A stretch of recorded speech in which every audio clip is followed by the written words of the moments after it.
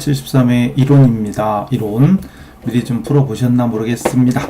풀어보고 나서 또 저랑 푸는 거 뭐가 다른지 한번 확인해 보시고, 답이야 물론 다 책에 있죠, 그죠? 답하고 해설까지 다 있으니까 뭐 답 보고 맞추는 건 중요한 게 아니고, 풀어가는 방식이나 뭐 한 가지 뭐 귀에 들어오는 거 있나 확인해 보셔요. 1번은 기말 자산가 부채 일부이다. 재무상태표에 표시될 항목과 금액이 올바른 거, 맞는 걸 찾는 거죠. 맞는 걸. 자, 일단 현금 및 현금성 자산 47인데 여기 주어진 항목들이 되게 많네. 어쨌든 1번부터 하지요. 1번에 현금 및 현금성 자산은 뭐 있냐? 자, 먼저 위에서부터 순서대로 하면 외상매출금이 있죠? 아니구나, 뭔 소리야. 현금 및 현금성 자산은 뭐 있냐? 위에서부터 보통예금 있죠? 보통예금이 17만원. 정기예금은 아무 말도 없으면 단기 금융 상품이에요. 현금성 자산 아니죠.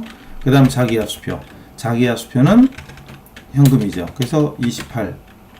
틀렸나요? 1번부터 틀렸는데, 그죠? 1번부터 틀렸고. 자, 2번은 매출채권. 매출채권은 쉽죠. 외상매출금 플러스 받을어음 10만원. 그럼 23. 2번도 틀렸네요. 33이니까. 3번은 매입채무. 이것도 쉽죠? 매입채무는 외상매입금하고 지급어음이니까 지급어음부터 먼저 나와있네. 앞에 두 번째 줄. 지급어음, 지업 15만원. 플러스 외상매입금. 외상매입금. 아까 여기서는 넘어가야 지나간 건 넘어갑시다. 외상매입금이 얼마예요? 18만원. 또 두 개 더하면 33. 틀렸네?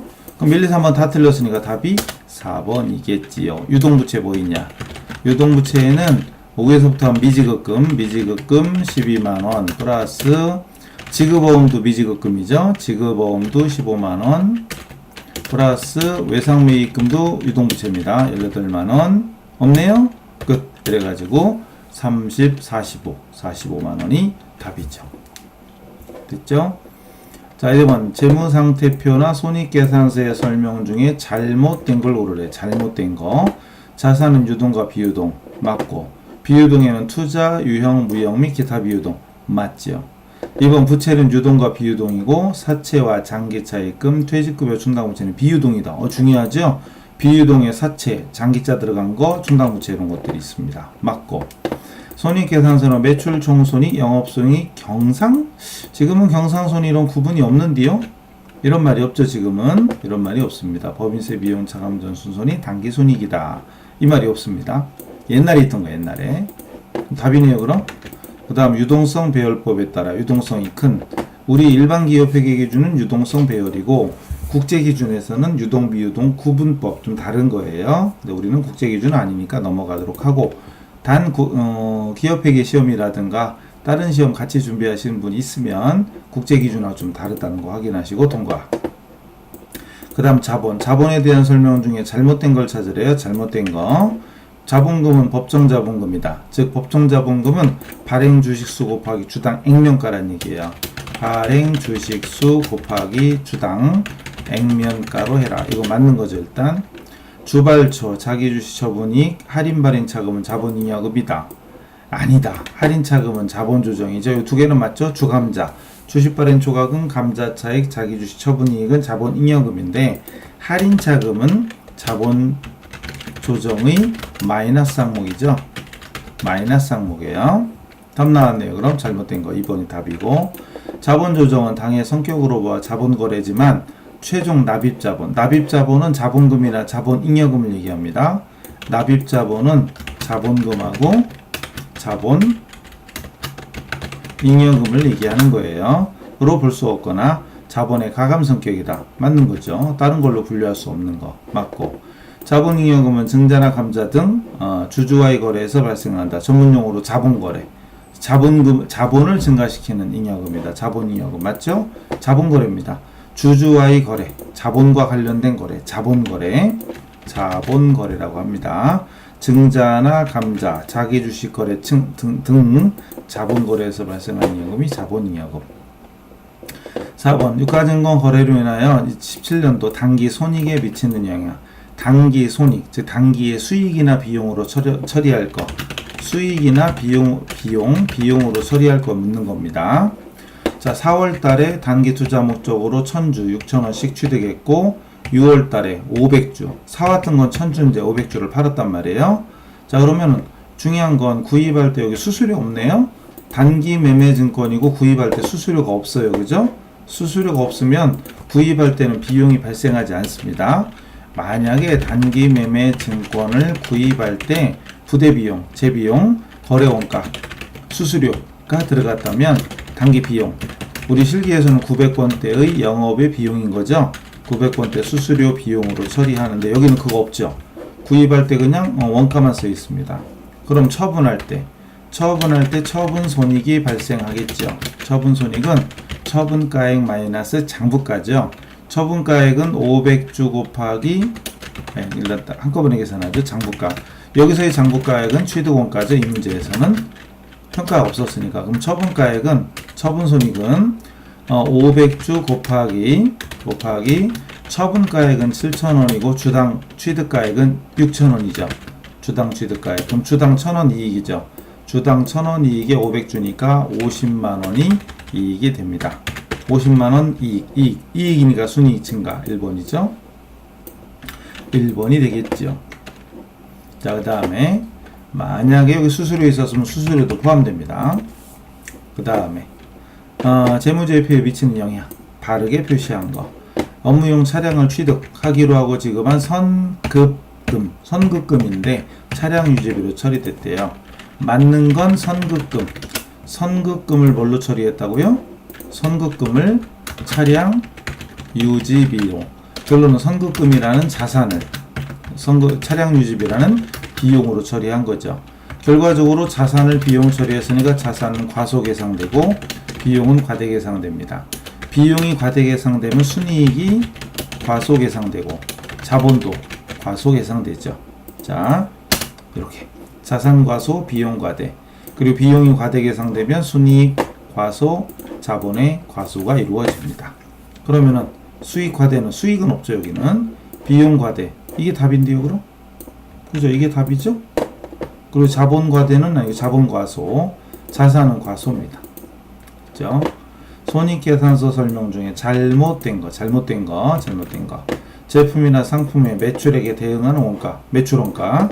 판매된 제품이나 상품에 대한 원가를 매출원가라고 한다. 맞고. 판관비는 제품이나 상품 등의 판매활동, 그리고 기업을 관리하는 활동, 판매 관리죠. 판매 관리입니다. 맞죠? 매출원가가 아닌 영업비용이다. 매출원가가 아닌 영업비용. 영업비용이라고 많이 쓰지는 않는데 매출원가랑 판관비를 합쳐서 영업비용이라고 합니다. 그 다음 판매비와 관리비는 당해 비용을 표시하는 적절한 항목으로 구분하고 일괄 표시할 수도 있어요. 비슷한 거는 일괄 표시할 수 있습니다. 이게 답이네요. 그 다음 주된 영업활동이 아닌 활동으로 발생하는 거는 영업의 수익, 영업의 비용이 되겠죠. 영업의 수익. 맞죠. 자, 할 수 있답니다. 비슷한 거, 성격이 유사한 거는 통합할 수 있다. 그 다음 시산표에서 발견할 수 있는 오류. 발견할 수 있다는 얘기는 대차합계가 안 맞다는 얘기예요. 시산표에서 발견할 수 있다는 얘기는 대차변 합계 금액이 불일치한다 이거죠. 합계가 안 맞으니까 뭔가 잘못됐다 이거죠. 차변 대변 합계가 맞다. 그러면 시산표는 오로지 차대변이 맞나 안 맞나 보기만 하는 거기 때문에 시산표에서 발견할 수가 없는 오류라고 합니다. 동일한 금액을 차변과 대변 반대로 적었다. 차대변이 바뀌어도 금액은 똑같죠. 차변과 대변 동시에 누락했다. 동시에 누락해도 합계는 일치하죠. 차대변에 틀린 금액을 똑같이 전기했다. 똑같이 100만원 적을 걸 똑같이 10만원 적어도 합계는 똑같잖아요. 답은 4번이죠. 차변만 이중으로 한쪽만 잘못 적으면 대차가 안 맞죠. 대차가 안 맞는 거. 그래서 시산표에서 발견할 수 있다. 유동자산이 아닌 거. 유동자산에 속하지 않는 거. 2년 이내. 웬 2년? 웬 2년이요? 1년 이내죠? 1년 이내가 유동이죠. 1번부터 답인데요? 1번부터 답이에요. 1번부터 답이고, 사용 제한이 없는 현금성 자산. 이게 유동자산. 그리고 정상 영업주기 내 실현될 것. 정상 영업주기 내. 중요하죠? 그리고 실현될 걸로 예상되거나 판매할 목적인 거, 소비할 목적인 거, 단기 매매 목적 이런 것들이 다 유동자산. 그 다음 선입선출법에 의한 직접 재료비 및 가공비의 완성품 환산량을 계산해라. 기초, 기말, 착수, 완성. 재료가 50%에 투입된다고요? 야, 이거 좀 어려운데. 가공비는 일거나 마나 공정 전반에 걸쳐서 균등하게. 일거나 마나입니다. 일단 중요한 건 재료가 공정 50%에 투입한대. 이런 문제는 중요한 거예요. 좀 어렵죠? 일단은 완성품 환산량인데, 완성품 환산량은 완성수량 플러스 기말 환산량 여기까지 맞추면 평균법이 되는 것이고, 여기서 기초 환산량을 빼면 선입선출법이 되는 겁니다. 저랑 수업할 때 이거 많이 했었죠? 그래서 평균법일 때는 여기서 끝나고, 선입일 때는 기초 환산량을 빼는 거죠. 이 문제가 선입이니까 여기까지 다 해야 됩니다. 선입일 때는 기초를 빼고, 평균법일 때는 여기까지, 평균법일 때는 여기까지만 하면 되는 거죠. 중요한 거죠. 자, 그 다음 또 재료비가 제조 착수 시에 투입되면 그냥 수량이죠. 즉 100% 환산. 거꾸로 쓰고 그랬나? 100% 환산을 앞에다 쓰고, 100% 환산을 앞에다 쓰고 그냥 수량 이렇게. 그 다음에 제조 진척 시에 따라 투입되면 기초나 기말 수량에다가 완성도 퍼센트를 곱한 환산수량이죠. 환산량으로 계산해야 됩니다. 맞죠? 이게 뭔 얘기인지 못 알아듣기진 않겠죠?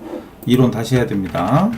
그리고 제조 종료 착수 시에 투입된 100%다 이걸 알았으면 반대로 종료 시점에 투입됐으면 빵프로 환산이죠. 빵프로니까 빵이죠. 빵프로니까 그냥 빵개입니다. 영개죠, 영개. 빵개입니다. 빵개. 이렇게 되는 거죠. 그리고 가공비는 일거나 마나. 가공비는 무조건 제조, 무조건이죠. 이건 또 따질 필요가 없죠. 제조 진척 시에 투입됩니다. 그래서 무조건 기초기말 수량. 똑같죠, 이거? 기초기말 수량의 완성도를 곱한 환산량으로 계산해 줍니다. 이걸 기본적으로 알고 있어야 되는 거죠. 기본적으로 알고 있어야 이 문제를 풉니다. 근데 이 문제는 50% 시점에 투입했다 이렇게 나와요. 착수 시에 투입하면 100%고 종료 시점에 투입한 빵프로를 이해한다면 이것도 알 수 있죠. 자, 재료비가 50%에 투입하는데 기말 제공품의 완성도는 40%야. 기말은 그러면은 투입이 안 된 거예요. 뭔 소리지? 투입됐나? 자, 일단 봅니다. 그러면은 공정도를 좀 잠깐 그려볼게요. 공정도를, 이거 칠판이면 금방 그리는데, 공정도를 그리면 공정도가 잠깐만요. 여기가 0%고 그리고 여기가 100%라고 치면 여기에서 100까지 쭉 와야 되잖아요. 그죠? 와야 되는데 이 중간에 60%도 보이고 40%도 보이고 50%도 보이고 막 하네. 어쨌든 공정도가 있는데 정말로 자, 이거 좀 40부터 나오죠. 맨 앞에가 40이지. 여기 한 40이라고 치고 40%라고 치고 그 다음에 또 50%도 뭐 하나 있었죠. 50%에서 투입이죠. 50%에서 투입되고 그리고 60%도 있네. 60%도 있어요. 그리고 쭉 가서 이제 100%까지 가는 거죠.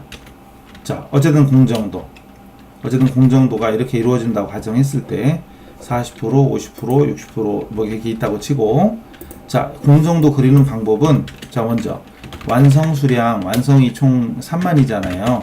3만 단위, 3만 개인데 그 중에 전기착수가 10,000단위란 말이에요. 10,000단위인데 여기 완성도가 60%죠. 이건 뭐냐면 지난달에 60%까지 온 상태에서 이번 달에 이렇게 가공이 이루어졌다는 거죠. 이번 달에 이렇게 가공이 이루어졌다는 거고 단기 착수. 그럼 완성이 3만 개 중에 10,000개는 전기 착수면 나머지 2만 개는 단기 착수란 말이에요. 이건 이렇게 해서 쭉 완성이 된 거죠. 완성까지 간 거죠. 완성까지 갔습니다. 그 다음 기말이 문제에서 여기 기말이 여기 2만 개잖아요. 기말이 2만 개입니다. 기말이 2만 단위인데 기말 제공품의 완성도는 40%잖아요. 기말은 지금 현재 여기 40%까지 진행이 된 거죠. 여기까지죠. 40%라고 치면 여기 줄로 이렇게 그려보면 여기까지 왔죠. 근데 여기서 재료 투입 시점이 50%에 투입돼요. 재료 투입 시점이 50%입니다. 재료 투입 시점이 50%예요.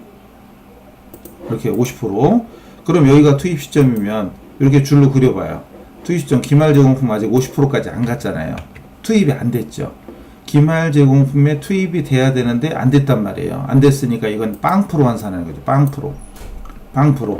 기초는 지난달에 이미 투입이 지나갔죠. 지나간 거니까 100% 환산한 거지.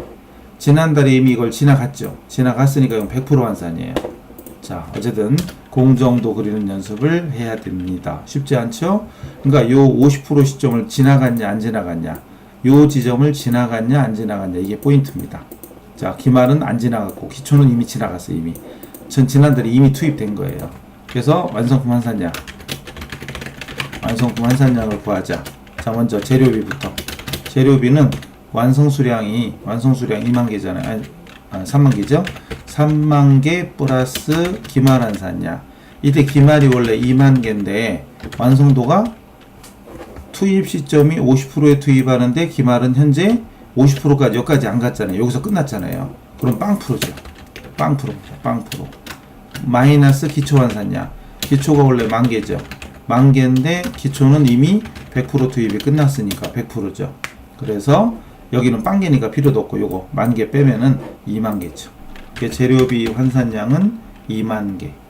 재료비 환산량은 20,000개. 2만 단위. 2만 단위. 자, 20,000개가 되죠.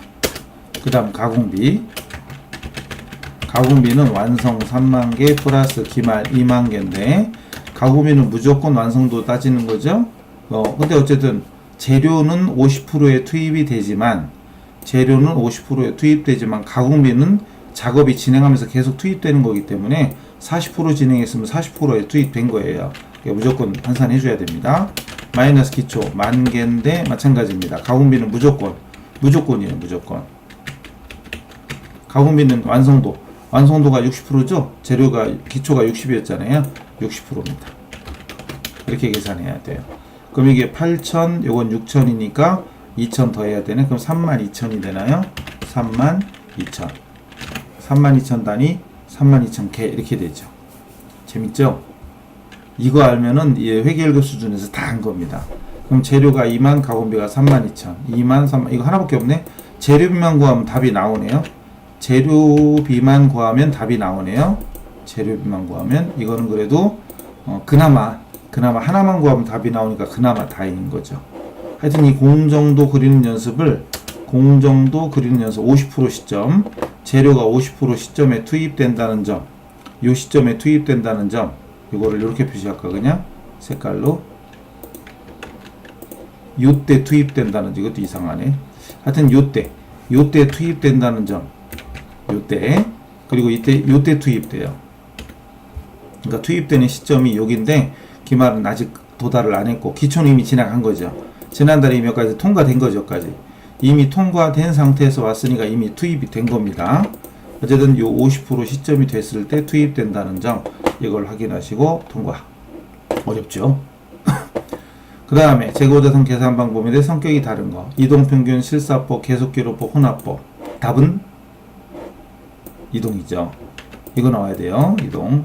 이 색깔이 됐네. 자, 어쨌든 이거 뭔 소리냐. 이거 많이 틀리는 것 중에 하나인데 재고자산의 수량 결정 방법의 계속기록법, 그리고 실지재고조사법, 실사법, 그리고 혼합법이라고도 하고 또는 병행한다 그래서 병행법이라고도 합니다. 그리고 재고자산의 단가, 금액, 단가 결정 방법의 개별법부터 시작해서 선입선출, 후입선출, 여기서 많이 들어봤죠? 그리고 이동평균, 총평균법 이런 게 있는 거죠. 그래서 이동평균법은 단가, 가격 결정하는 방법이고 나머지 세 개는 수량을 결정하는 방법입니다. 많이 틀리는 거니까 주의하셔야 돼요. 그 원재료 사용액. 원재료 사용액을 다른 말로 하면 소비액이죠? 그리고 원재료 사용액을 다른 말로 하면 소비액이에요. 원재료 소비액. 소비액을 과소, 적게 계상했다면 제조원가와 재무제표에 미치는 영향으로 틀린 걸 찾으래요. 기말 제공품이나 기말 제품은 없는 걸로 가정해라. 자, 이걸 풀기 위해서는 원가 흐름을 알아야 되죠. 원가 흐름을 알아야 되죠. 자, 이렇게 원가 흐름, 즉 원가의 흐름이 진하게 안 돼 있었네. 크게 보면 원재료, 물론 농업이랑 경비도 있지만 원재료에서 제공품을 거쳐서 제품으로 넘어가고 제품에서 매출원가로 가는 거죠. 매출원가 이렇게 흘러가는 거죠. 재료에서 제공품, 제공품에서 제품, 제품에서 매출원가로 쭉 흘러갑니다. 그런데 재료 소용액이 과소잖아요. 재료가 과소예요. 그럼 당연히 흘러가는 게 다 적어지겠죠. 그리고 제공품에서 제품으로 넘어가는 게 뭐예요? 글씨가 너무 크네. 단기 제품 제조원가죠. 제조원가가 되고 이렇게 쓰면 넘어가는데 재료에서 제공품으로 가는 건 제공품으로 가는 게 단기 총 제조원가. 재료비, 농업비, 경비 합쳐서 단기 총 제조원가잖아요. 자, 그리고 제공품에서 완성품이 제품으로 가고 제품에서 팔린 건 매출원가로 갑니다. 이런 것들을 알고 있다는 원가 흐름을 기본적으로 알고 있다는 전제하에 어쨌든 원재료가 과소계상되면 제조원가나 매출원가도 적어지겠죠. 당연하죠. 자, 일단 어쨌든 여기 총제조원가 다시 얘기하지만 이건 재료원가, 노무원가, 제조간접비 또는 경비 합친 게 단기 총제조원가, 제품 제조원가도 과소. 이게 적어지니까 다 가면 갈수록 적어질 수밖에 없죠. 매출원가도 과소. 다 맞는 거죠. 과소 다 맞는 거고 순이익은 순이익과대는 아니죠. 이게 틀린 겁니다. 매출원가가 비용이에요. 매출원가가 비용입니다. 매출원가가 비용이면 비용이 적어지죠. 매출원가. 이게 과소니까 제조원가도 과소, 매출원가도 과소잖아요. 이 과소가 계속 똑같이 가는 거예요. 이 과소가 제조원가도 과소, 그리고 매출원가도 과소니까 당연히 비용이 적어지면 이익은 반대로 과대가 됩니다. 이익은 반대로 과대가 됩니다. 이게 틀린 거죠. 과소가 아니라 과대. 됐죠? 그 다음 공장 건물의 재산세. 공장 건물의 재산세를 제품 제조원가에 배부하는 가장 적합한 배부 기준. 공장 건물에 대한 거죠. 건물에 대한 건 웬만하면 면적이죠. 면적입니다. 면적이죠. 이거예요. 자, 어쨌든 건물에 관련된 건 면적, 기계랑 관련된 건 기계의 가격이나 사용 시간, 그리고 뭐 수선비는 수선 횟수 막 이런 거, 그리고 복리후생비 같은 건 직원들의 급여 막 이런 거, 종업원 수 막 이런 식인데 인과관계를 찾으면 돼요. 건물에 대한 건 면적.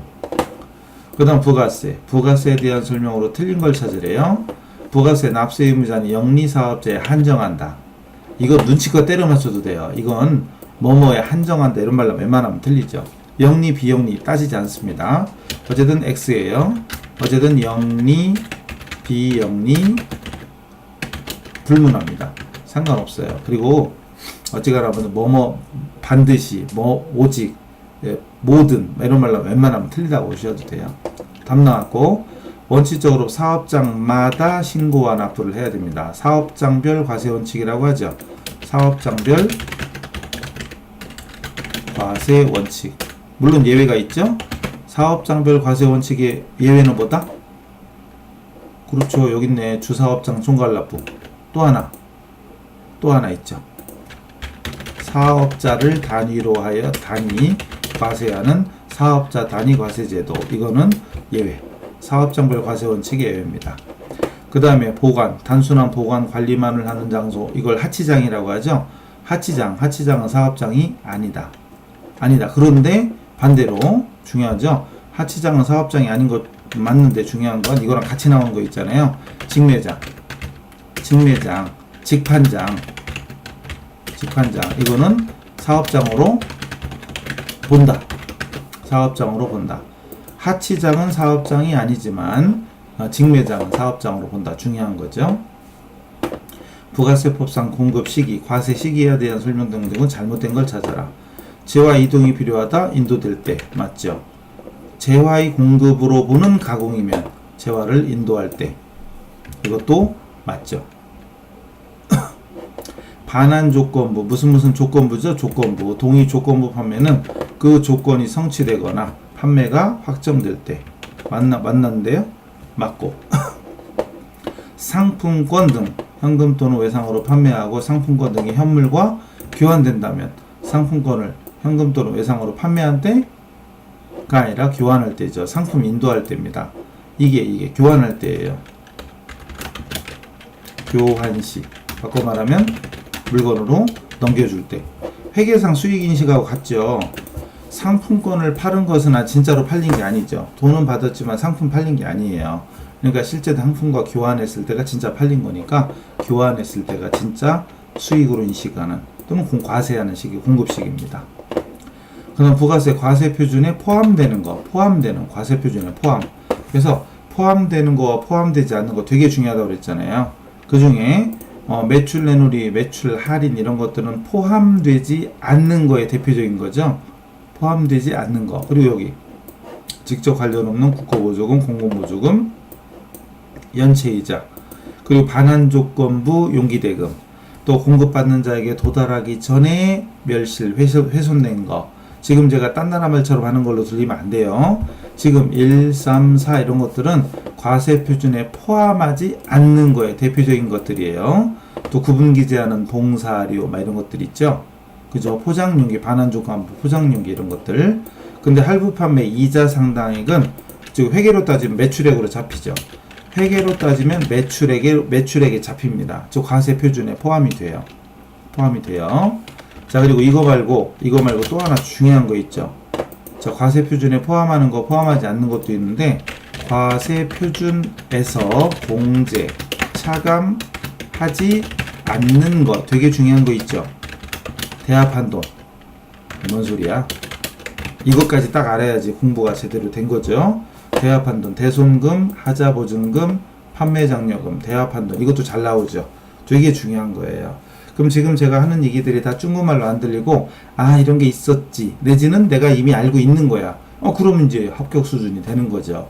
아직도 하나도 모르겠어 이러고 있으면 이론 좀 더 드셔야 돼요. 이론 많이 들어야 돼요. 이 실기만 들어가지고는 얘기가 안 돼요. 이론을 열심히 하고, 그러니까 이론이 힘들어. 그죠? 우리 운동은 내가 시간을 재거나 몸무게를 재거나 하면 내가 땀을 흘리고 막 운동을 몇 시간 하면 몸무게가 몇 그램이 줄었다, 아니면 달리기를 한 몇 초가 단축됐다, 수량, 계량화를 할 수 있어. 수치로 따질 수가 있어요. 근데 공부는 안 되잖아요. 이게 안 보이니까 이게 인내심이 필요하고 한 거니까. 그러니까 좀 짜증내지 말고 일단 자꾸 읽고 중요하다고 얘기한 거 메모하고 이런 식으로 반복하다 보면 어느새 머릿속에 정리가 돼서 문제 풀 때 딱딱 보이는 거예요. 딱딱 보이고 얘기하면 들리고 이러는 겁니다. 부지런히 계속 반복하시길 바라고. 자, 이래서 74회였나요? 자, 기출문제 풀이를 마치도록 하고 다음 회차에서 뵙겠습니다. 수고하셨습니다.